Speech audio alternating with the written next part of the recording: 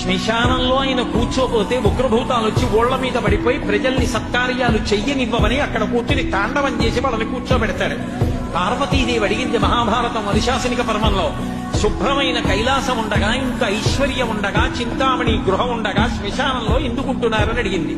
అడిగితే ఆయన చెప్పాడు, పార్వతి బతికున్న నాళ్లు అన్ని చోట్లకి వెడతారు, ఏమీ తోచట్లేదు, శ్మశానానికి వెళ్ళొద్దామని ఎవరు రారు పార్వతి.